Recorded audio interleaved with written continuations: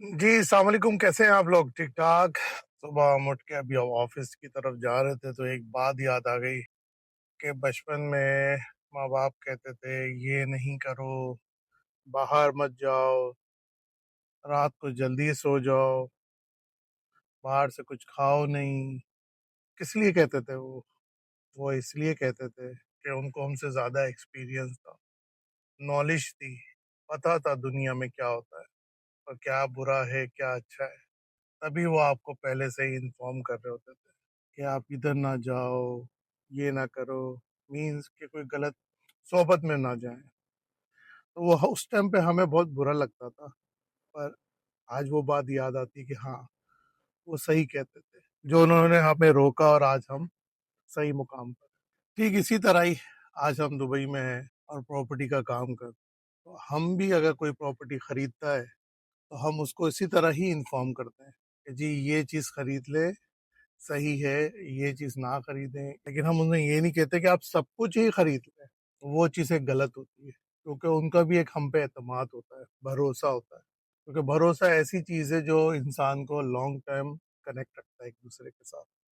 جو رشتے نہیں بنے ہوئے ہوتے وہ رشتے دنیا میں بن جاتے ہیں، کیونکہ ایک ٹرسٹ، ایک بھروسہ جو ہے نا،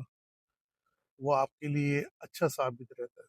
تو کہنے کا مطلب یہ ہے کہ جس طرح ماں باپ بچپن میں کہتے تھے، اسی طرح آج ہم پراپرٹی کے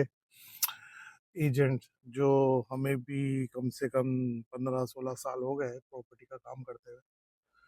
ہم بھی یہی کہتے ہیں کہ کوئی بھی اپنی انویسٹمنٹ کرتا ہے دبئی کے اندر تو آف کورس اس نے اتنے سالوں اپنا پیسہ سیو کیا ہے، پھر وہ ایک اچھی جگہ انویسٹمنٹ کرتا ہے، اور وہ انویسٹمنٹ بھی اپنے بچوں کے لیے کرتا ہے کہ ان فیوچر وہ انویسٹمنٹ جو آج وہ کرتا ہے اور 15-20 سال بعد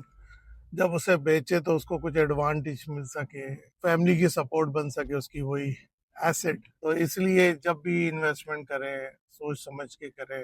دیکھ کے کریں، اور پر دبئی کی انویسٹمنٹ از گڈ انویسٹمنٹ، کیونکہ یہاں پہ آپ کو اچھا ریٹرن ملتا ہے۔ آپ جب پراپرٹی خریدتے ہیں تو آپ کی 2 سال بعد 3 سال بعد پراپرٹی کی ویلیو بھی بڑھتی ہے۔ آپ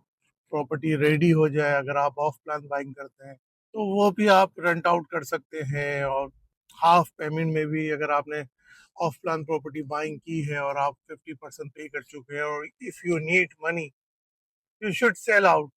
آپ اچھے 10% 15% پروفٹ پہ آپ اپنی پراپرٹی